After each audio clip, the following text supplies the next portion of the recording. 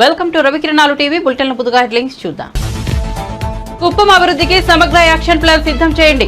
అధికారులకు చంద్రబాబు ఆదేశాలు. రాజకీయ ప్రోద్బలంతో పెట్టిన తప్పుడు రౌడీ షీట్లు ఎత్తివేయాలని సూచన. రాష్ట్రంలో పేదరిక నిర్మూలనకు కుప్పం నుండే శ్రీకారం చుడదామని పిలుపు. మాచర్ల మాజీ MLA Pinnelli Ramakrishna Reddy arrest. Palnadu SP ఆఫీసుకు తరలింపు. పిన్నెల్లి ముందస్తు బెయిల్ పిటిషన్లు కొట్టివేసిన ఏపీ హైకోర్టు. పిన్నెల్లిపై ఈవీఎం ధ్వంసం కేసు, ఎన్నికల అల్లర్ల కేసులు.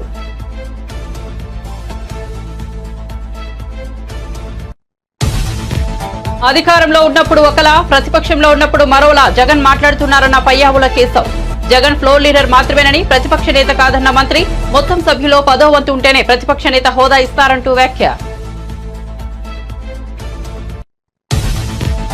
పార్లమెంట్లో రాహుల్ గాంధీ, ప్రధాని మోదీ మధ్య ఆసక్తికర సన్నివేశం. ఓ బిర్లాకు స్వాగతం పలుకుతూ మోదీ, రాహుల్ గాంధీ కరచాలనం. లోక్సభలో ఇండియా కూటమి తరపున విపక్ష నేతగా రాహుల్ గాంధీ. దీంతో పార్లమెంట్లో స్పెషల్ అట్రాక్షన్ గా మారిన కాంగ్రెస్ అగ్రనేత.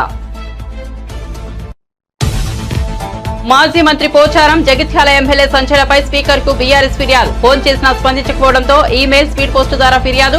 పార్టీ మారిన ఎమ్మెల్యేలపై అనర్హత వేటు వేయాలని ఫిర్యాదు.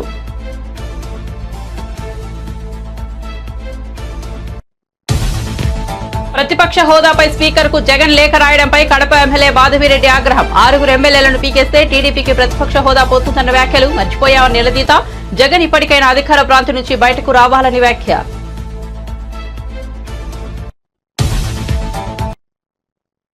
ఇక వార్త వివరాల్లోకి వెళ్తే, ఆంధ్రప్రదేశ్ ముఖ్యమంత్రి చంద్రబాబు కుప్పం పర్యటన 2వ రోజు కొనసాగుతోంది. స్థానిక ఆర్ఎండ్బి అతిగృహం వద్ద ప్రజల నుంచి ఆయన వినతులు స్వీకరించారు. వివిధ ప్రాంతాల నుండి పెద్ద ఎత్తున అక్కడికి చేరుకున్న ప్రజలు తమ సమస్యలను సీఎంకు వివరించారు. ముఖ్యమంత్రి స్వయంగా వినతులను తీసుకుని పరిశీలించారు. వాటి పరిష్కారానికి చర్యలు తీసుకోవాలని జిల్లా కలెక్టర్ సుమిత్ కుమార్ అధికారులను ఆయన ఆదేశించారు.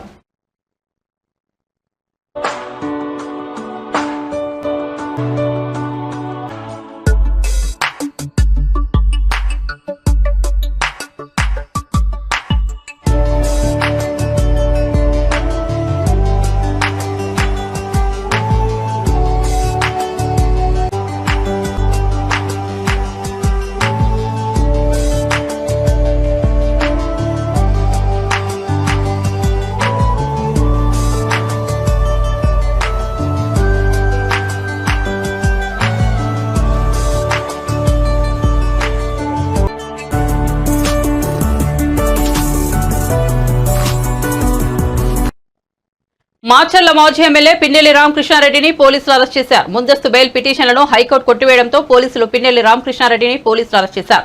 అనంతరం నర్సారావుపేట ఎస్పీ ఆఫీసుకు పోలీసులు పిన్నెల్లిని తరలించారు. పిన్నెల్లిపై ఈవీఎం ధ్వంసం కేసు, ఎన్నికల సమయంలో అల్లర్లు తదితర కేసులు ఉన్నాయి. పాల్వాయి గేటు వద్ద ఈవీఎం ధ్వంసంతో సహా పలు కేసుల్లో గతంలో ముందస్తు బెయిల్ పొడిగిస్తూ ఇచ్చిన తీర్పును డిస్మిస్ చేసింది. దీంతో పిన్నెల్లిని అరెస్ట్ చేశారు పోలీసులు. కాగా మే 13న జరిగిన ఎన్నికల్లో పిన్నెల్లి రామకృష్ణారెడ్డి పాల్వాయి గేట్ దగ్గర ఈవీఎంను ధ్వంసం చేశారు. అనంతరం సోషల్ మీడియాలో వీడియోలు చక్కర్లు కొట్టాయి. వీడియోల ఆధారంగా ఈసీ పోలీసులు కేసులు నమోదు చేశారు. దీంతో ఎన్నికల వేళ, ఎన్నికల తర్వాత అల్లర్లను పిన్నెల్లిపై కేసులు నమోదయ్యాయి. కేసులు నమోదు చేసినప్పటి నుంచి నర్సారావుపేటలో మాజీ ఎమ్మెల్యే అనిల్ కుమార్ ఇంట్లోనే పిన్నెల్లి ఉంటున్నారు.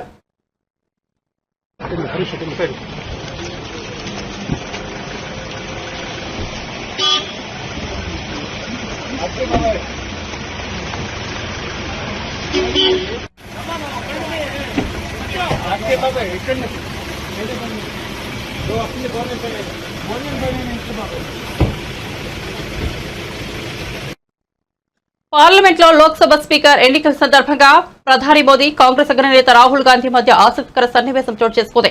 18వ లోక్సభ స్పీకర్ గా ఎన్నికైన ఓం బిర్లాకు స్వాగతం పలుకుతూ మోదీ, రాహుల్ గాంధీ కరచాలనం చేసుకున్నారు. ఇక లోక్సభలో ఇండియా కూటమి తరపున విపక్ష నేతగా రాహుల్ గాంధీ ఎన్నికైన విషయం తెలిసిందే. దీంతో పార్లమెంట్లో ఆయన స్పెషల్ అట్రాక్షన్ గా మారారు. మొన్నటి వరకు గుబురు గడ్డంతో కనిపించిన ఆయన ట్రిమ్ చేయించి కొత్తగా కనిపిస్తున్నారు.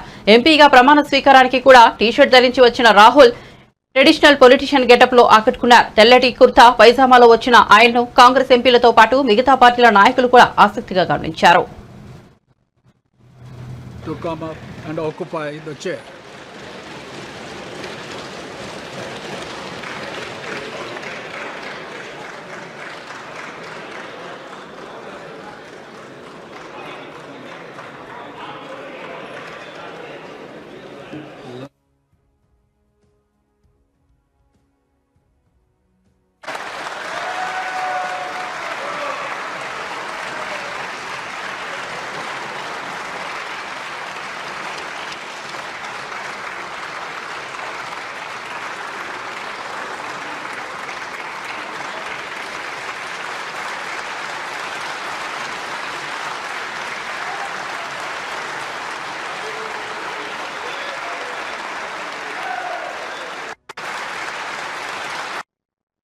మాజీ మంత్రి పోచారం శ్రీనివాసరెడ్డి జగిత్యాల ఎమ్మెల్యే సంజయ్ కుమార్ పై బీఆర్ఎస్ నేత జగదీష్ రెడ్డి స్పీకర్ ఫిర్యాదు చేశారు.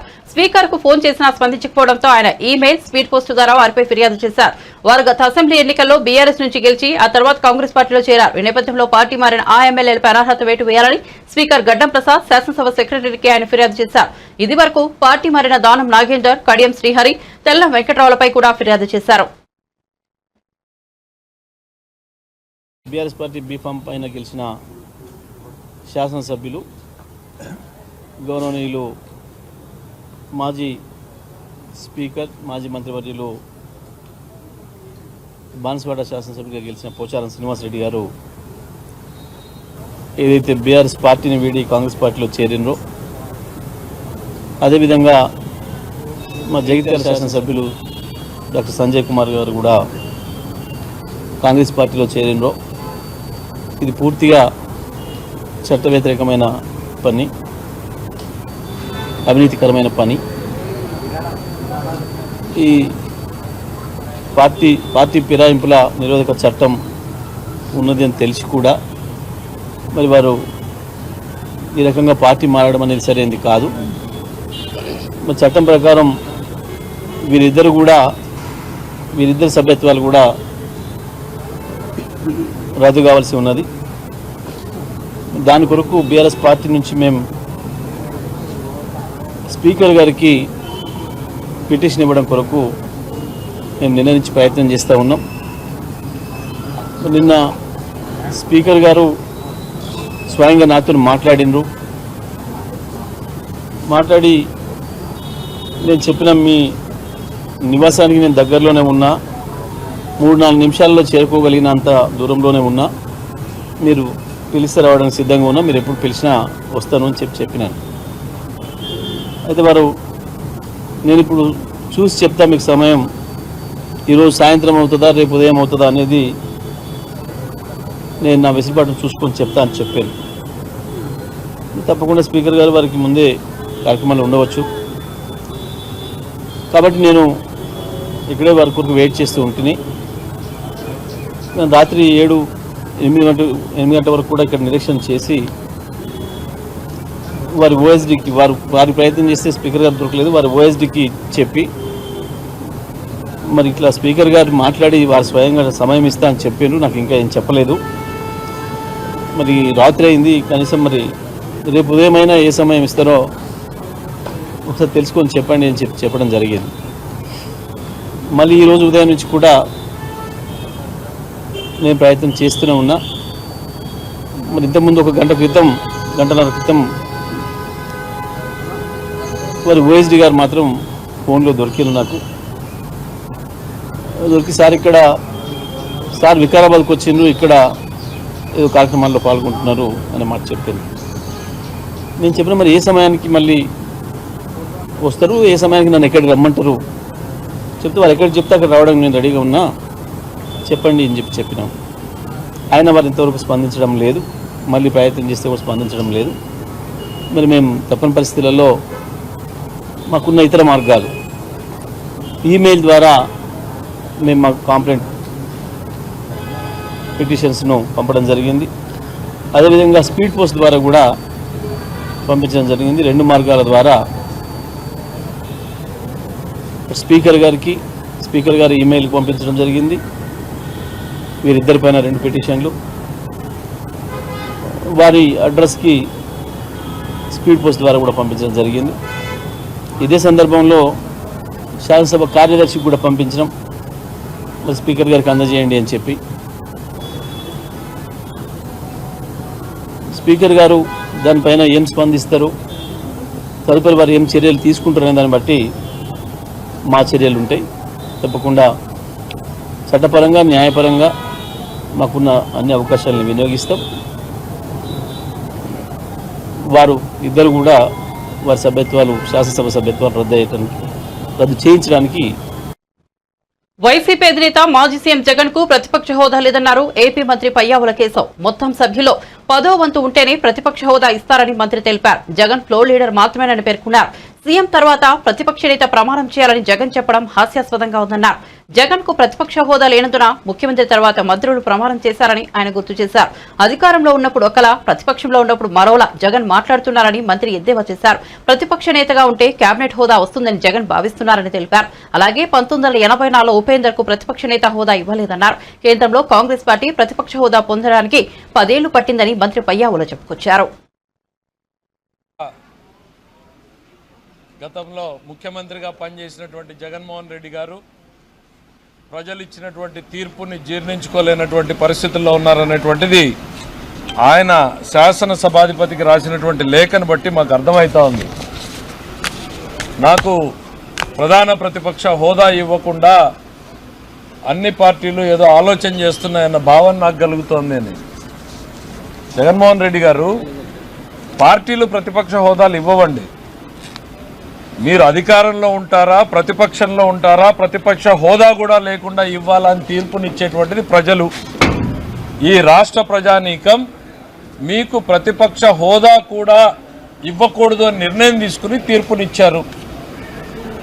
దాన్ని మీరు యాక్సెప్ట్ చేయండి. ఎస్, బాధాకరమైనటువంటి అంశం. అందుకనే మేము ఎక్కడ కూడా మీరు శాసనసభలోకి వచ్చినా పోయినా కూడా మేమేం మాట్లాడలే, చాలా హుందాగా వ్యవహరించాం. గతంలో చంద్రబాబు నాయుడు గారు మొట్టమొదటిసారి మాట్లాడే ప్రయత్నం చేస్తే ఒకసారి శాసనసభ వీడియోలు తెప్పించుకుని చూడండి, మీరు ఎంత హెకిల్ చేసేటువంటి ప్రయత్నం చేశారు. మీరు యాక్సెప్ట్ చేయండి. ప్రజల తీర్పు మీకు ప్రతిపక్ష హోదా ఇవ్వకూడదు అనేటువంటిది ఇచ్చారు. జీతాలు భత్యాలు ఇచ్చేటువంటి పెన్షన్ ప్రకారం మీకు ప్రతిపక్ష నాయకుడి హోదా వస్తుంది అనేటువంటి సలహా ఏ పెద్ద మనిషి ఇచ్చాడో, గతంలో అంతమంది సలహాదారులు పెట్టుకుని ఇక్కడ దాకా వచ్చారు. ఇప్పుడైనా మంచి సలహాదారుని పెట్టుకోండి. ఈ లేఖ రాసింది మీ సొంత ఆలోచన అయితే మీరు ఇంకొంచెం ప్రజా తీర్పుని ఆమోదించే స్థితికి రావాలి అని నేను కోరుకుంటున్నా. ఇది మీకు ఏ సలహాదారుడు ఇచ్చిందైతే మాత్రం మీ భవిష్యత్తు ఎట్లుండబోతుందో మాకు అర్థమైపోయింది. ఆ సలహాదారులతో ఇక్కడికి వచ్చారు, ఈ సలహాదారుడితో మీరు ఎక్కడికి పోతారనేటువంటిది మాకు అర్థమవుతోంది. సారీ జగన్మోహన్ రెడ్డి గారు, మీరు ఎప్పుడు ఎక్సైజ్ బుక్స్ లేకపోతే ఇసుక అకౌంట్ బుక్స్ కాదు చూడాల్సింది. అప్పుడప్పుడు assembly rules book, parliamentary practices మీద కౌలన్ షక్దర్ బుక్ కూడా చూడండి, అర్థమైతే. ఇది సాంప్రదాయం కాదండి. సభ్యుడిగా ప్రమాణ స్వీకారం చేసిన తర్వాత మాత్రమే అతన్ని సభ్యుడిగా గుర్తించబడతాడు, అక్కడ కూర్చోవడానికి అర్హుడవుతాడు, అతనికి ఓటింగ్ సంబంధించినటువంటి అర్హతలు వస్తాయి. ఇది సాంప్రదాయం కాదు. మీ మొట్టమొదటి లేఖలో మొదటి లైన్లోనే మీ ఆలోచనలో తప్పు ఎట్లా ఉంది అనేటువంటిది అర్థమవుతోంది. కానీ మీరు ప్రతిపక్ష నాయకుడు కాదే. ఇక్కడ ప్రతిపక్షంలో ఉన్నటువంటి పార్టీకి సంబంధించినటువంటి నాయకుడు మీరంతే. ఫ్లోర్ లీడర్ అంటారు మిమ్మల్ని, పార్లమెంట్లో గ్రూప్ లీడర్ అంటారు, శాసనసభలో మనం ఫ్లోర్ లీడర్ అంటాం. మీరు ఆ గ్రూపుకి నాయకుడు మాత్రమే తప్ప ప్రతిపక్ష హోదా కలిగినటువంటి ప్రతిపక్ష నాయకుడు కాదు.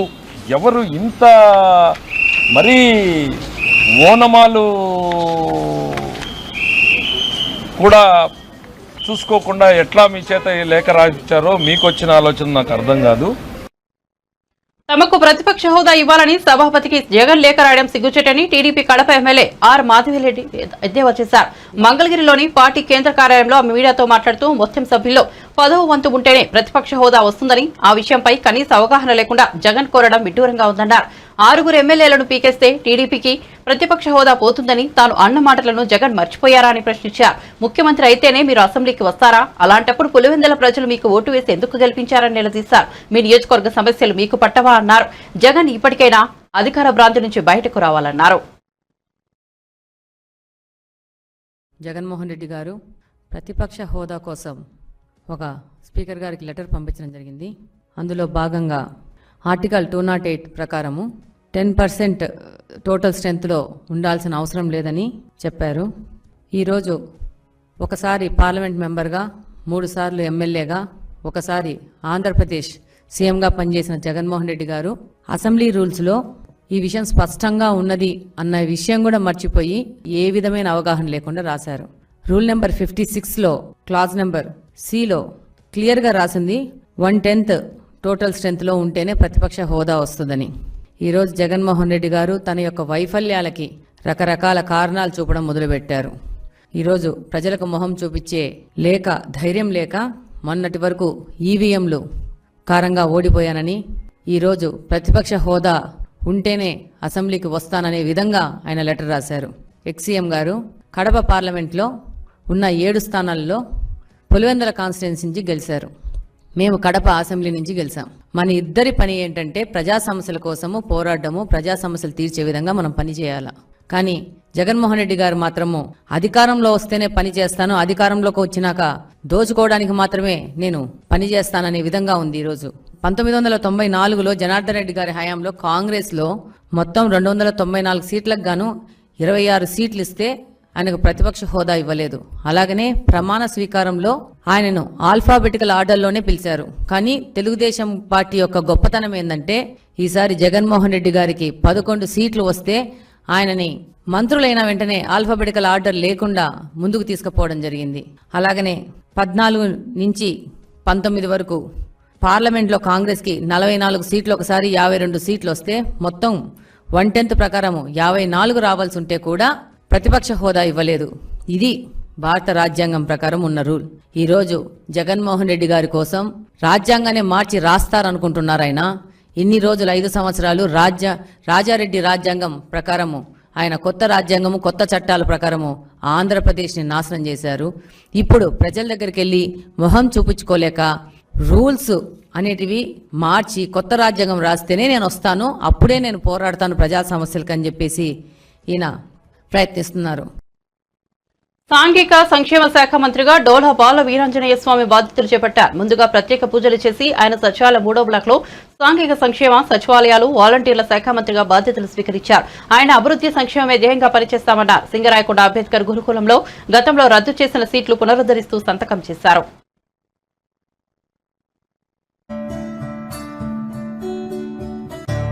సాంఘిక సంక్షేమ శాఖ మరియు డిజేబుల్డ్ గ్రామ వార్డు సచివాలయ శాఖ మంత్రులుగా బాధ్యతలు తీసుకుని చాలా సంతోషంగా ఉంది.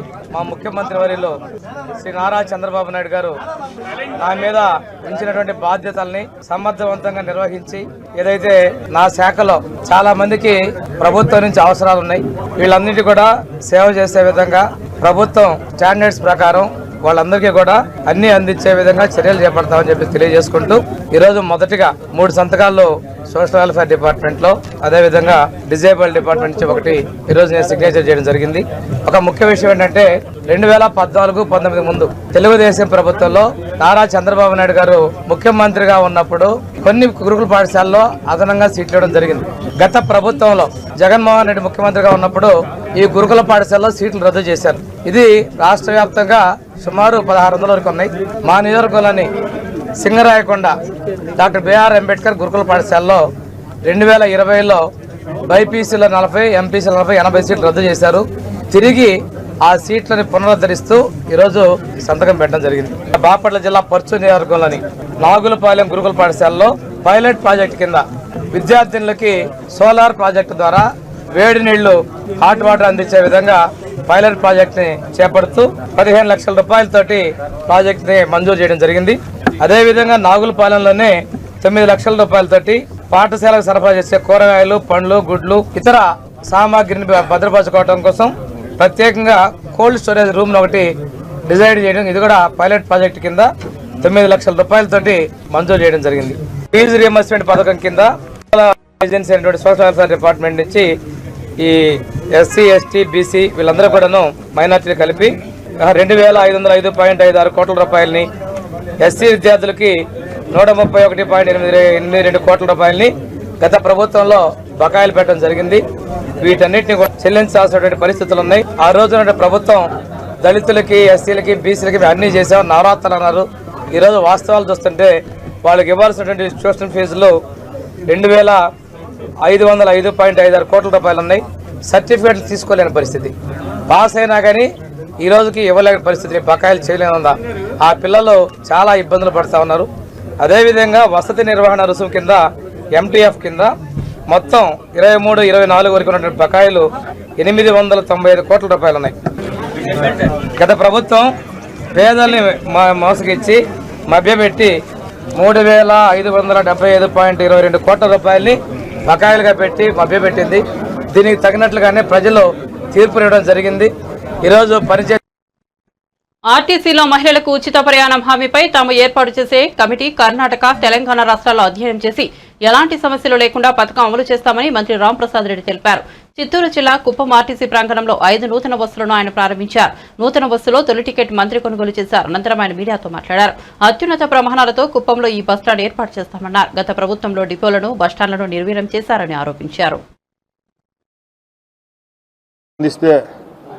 ప్రజలు సంతోషంగా ఉంటారో, ప్రజలకు మెరుగుగా అలాగే అందుబాటులోకి తెచ్చేదానికి ప్రయత్నించే ఉద్దేశంతో కుప్పం బస్టాండ్ ఏదైతే ఉందో ఆ బస్టాండ్ను రాబోయే కాలంలో దేశంలోనే అత్యున్నతమైన ప్రమాణాలతో ఈ బస్టాండ్ అన్ని విధాల అందుబాటులో తెచ్చే విధంగా ఇక్కడ నిర్మించేదానికి నిన్న అనౌన్స్ చేయడం జరిగింది. ఇక్కడ నిర్మించబోయే బస్టాండ్ డిపిఆర్ను రెడీ చేసి త్వరలోనే ఒక 4-5 ప్లాన్లు తీసుకొని వచ్చి ఏదైతే ప్రజలకు బాగుంటుందో, ఎక్కడా లేని విధంగా నిర్మాణం చేస్తే ప్రజల యొక్క మన్ననలు పొందుతామో ఆ విధంగా కుప్పం బస్టాండ్ తయారు చేసే విధంగా చర్యలు తీసుకోవడం జరుగుతుంది రాబోయే కాలంలో. ఈరోజు ఇక్కడ 5 బస్సులను ప్రారంభించడం జరిగింది. గత ప్రభుత్వాల్లో కొన్ని డిపోలను అయితేనేం, కొన్ని నియోజకవర్గంలో ఉన్న బస్టాండ్లను అయితేనేం నిర్వీర్యం చేయడం జరిగింది. ముఖ్యమంత్రి గారు ఇక్కడికి రావడంతోనే సుమారు గతంలో నిలిపేసిన 30 పైన సర్వీసులను మరొకసారి ప్రారంభించడం జరుగుతూ ఉంది. భద్రతా ప్రమాణాలు పాటించి రోడ్లపైకి బస్సులు వచ్చేటప్పటికి బస్సులు ఫిట్గా ఉండాల. ఈరోజు చాలా ప్రమాదాలకు కారణం ఏంటంటే బస్సులు సరైన స్థితిలో ఉండకపోవడమే దీనికి కారణం. పదోన్నతుల్లో ఎస్జీటీలకు న్యాయం చేయాలని బీజేపీ అధికార ప్రతినిధి రాణి రుద్రమ డిమాండ్ చేశారు. వారు నియమించినప్పుడు ఒక నియమం పదోన్నతి కల్పించే సమయంలో మరో నిర్ణయం ఎలా వర్తిస్తుందని ప్రశ్నించారు. ప్రభుత్వ ప్రధాన ఉపాధ్యాయులందరికీ సమన్యాయం జరిగేలా ఒక కమిటీని నియమించి విధి విధానాలు ఖరారు చేయాలని ప్రభుత్వాన్ని డిమాండ్ చేశారు. బీఆర్ఎస్ లాగే కాంగ్రెస్ ప్రభుత్వం కూడా ఉపాధ్యాయుల హక్కులను కాలరాస్తోందని ఆమె మండిపడ్డారు. జీవో 2, జీవో 3 ఉపాధ్యాయులకు అన్యాయం చేసేటటువంటి జీవోలు. ఆ జీవోలను రద్దు చేసి పాత జీవోలు జీవో 11, జీవో 12 అని అమలు చేయాలి అని చెప్పి వాళ్ళు ఏదైతే కోరుతున్నారో వాటిని కనీసం పరిశీలించేటటువంటి పరిస్థితిలో కూడా రేవంత్ రెడ్డి గారి ప్రభుత్వం లేదు. మీకు పార్టీ ఫిరాయింపుల కోసం ఉన్నటువంటి సమయం, మీ పార్టీ నాయకులు రాహుల్ గాంధీ గారు, సోనియా గాంధీ గారు, మల్లికార్జున్ ఖర్గే గారు ఢిల్లీలో ఒక డయాస్ మీద నిలబడి మీ పార్టీ మేనిఫెస్టోను రిలీజ్ చేసి పాంచన్యాయ సూత్రాలని చెప్పి ప్రజలకు చెప్పి పక్క పార్టీలో గెలిచినటువంటి అభ్యర్థులు ఇతర పార్టీలకు వెళితే వాళ్ళ అభ్యర్థిత్వాన్ని రద్దు చేయాలి, వాళ్ళను డిస్క్వాలిఫై చేయాలి అని చెప్పి మీరు మీ పాంచజన్య సూత్రాలలో పెట్టింది. వాటిని కూడా కాలదన్ని ఇవాళ నియమాలు నిబంధనలు ఏమీ లేకుండా మీరు తెలంగాణ రాష్ట్రంలో పక్క పార్టీలలో గెలిచినటువంటి వాళ్ళను జాయిన్ చేసుకునేటందుకు మీకు సమయం ఉన్నది. వాటికి ఏ నియమాలు ఉండయి, వాటికి ఏ నిబంధనలు ఉండయి, మీరు మాట్లాడిన మాటలకు విలువ ఉండదు. మరి వాళ్ళ ప్రభుత్వ ఉద్యోగులకు ఇచ్చేటటువంటి ప్రమోషన్ల విషయంలో మాత్రం మీకెందుకు సమయం సరిపోతలేదు? మీరెందుకు వాటి గురించి ఆలోచిస్తలేరు? నిజంగానే కొత్త జీవో ప్రకారం మేము చేస్తున్నామని మీరు చెప్తే ఆ జీవోలను రద్దు చేసి ఎస్జీటీలుగా అపాయింట్ అయినటువంటి టీటీసీ చదువుకున్నటువంటి వాళ్లకు, బిఎడ్ చదువుకున్నటువంటి వాళ్లకు అందరికీ కూడా ప్రమోషన్ల విషయంలో సమన్యాయం చేయాలి అనేటువంటి సోయి ముఖ్యమంత్రి గారికి ఎందుకు లేదు అని మేము అడుగుతున్నాం. గత 10 సంవత్సరాలుగా ప్రమోషన్లు లేవు. ఇవాళ మీరేదో ఇస్తాము అని ఒక ఆశ చూపినరు వాళ్లకు. మరి ఆ ఇచ్చే ఆశ చూపినటువంటి క్రమంలో సమన్యాయం చేయండి. ఈ విడత పోతే మళ్ళా ఎన్నేళ్లకు వాళ్లకు ఆ ప్రమోషన్లు వస్తాయో, ఇప్పుడు కూడా వస్తాయో రావో కూడా తెలియదు. 29-30 సంవత్సరాలుగా ఒక పోస్టులో నియమించబడ్డటువంటి ఉపాధ్యాయుడు ఎస్జీటీగా అదే పోస్ట్ లో ఉన్నారు ఇప్పటి వరకు కూడా. మరి దీన్నంతా చూడడానికి ముఖ్యమంత్రి గారికి వెసులుబాటు లేదు. విద్యాశాఖ మంత్రి తెలంగాణ రాష్ట్రంలో కావాలి అని మీరు విద్యాశాఖ మంత్రిని అపాయింట్ చేయరు. వాళ్ళ సమస్యలు మొరబెట్టుకుందాము అని అంటే డిస్ట్రిక్ట్ ఎడ్యుకేషన్ ఆఫీసర్ కావాలి జిల్లాల. మీరు డిఈఓలను అపాయింట్ చేయరు. మండల స్థాయిలో వెళ్ళి చెప్పుకుందామంటే అక్కడ ఎంఈఓ కావాలి. మీరు ఎంఈఓలను అపాయింట్ చేయరు. బల్లలనైనా టీచర్లు మరి ఎట్లా చేద్దాం సార్ అని మాట్లాడుకుందామంటే స్కూల్లో ప్రిన్సిపాల్ ఉండాలి.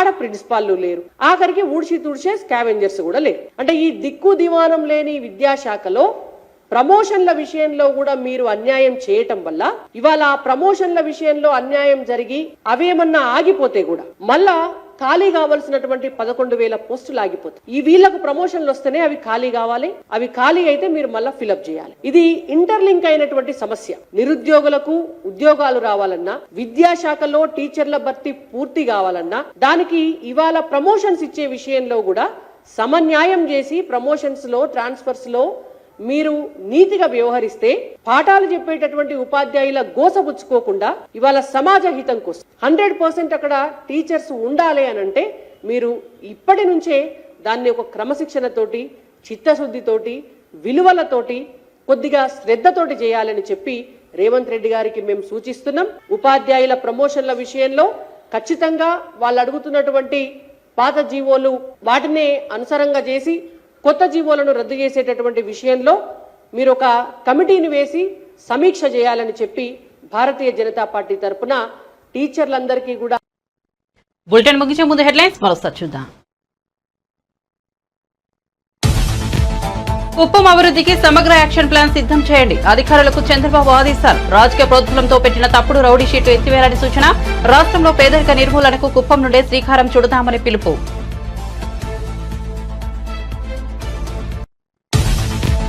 మాచర్ల మాజీ MLA Pinnelli Ramakrishna Reddy arrest. Palnadu SP office కు తరలింపు. పిన్నెల్లి ముందస్తు బెయిల్ పిటిషన్లు కొట్టివేసిన ఏపీ హైకోర్టు. పిన్నెల్లిపై ఈవీఎం ధ్వంసం, ఎన్నికల అల్లర్ల కేసులు.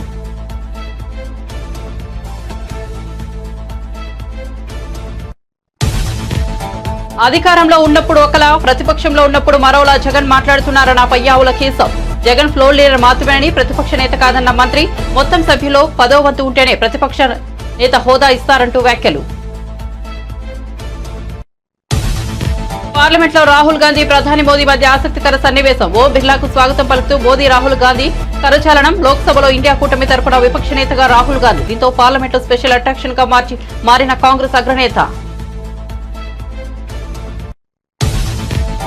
మాజీ మంత్రి పోచారం, జగిత్యాల ఎమ్మెల్యే సంజయ్లపై స్పీకర్ కు బీఆర్ఎస్ ఫిర్యాదు. ఫోన్ చేసినా స్పందించకపోవడంతో ఈమెయిల్, స్పీడ్ పోస్టు ద్వారా ఫిర్యాదు. పార్టీ మారిన ఎమ్మెల్యేలపై అనర్హత వేటు వేయాలని ఫిర్యాదు.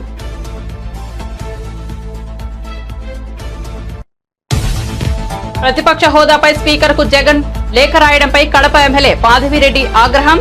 6 ఎమ్మెల్యేలను పీకేస్తే టీడీపీకి ప్రతిపక్ష హోదా పోతుందన్న వ్యాఖ్యలు మర్చిపోయావా నిలదీత. జగన్ ఇప్పటికైనా అధికార ప్రాంతం నుంచి బయటకు రావాలని వ్యాఖ్య. మరిన్ని అప్డేట్స్ కోసం చూస్తూనే ఉండండి రవికిరణాలు టీవీ.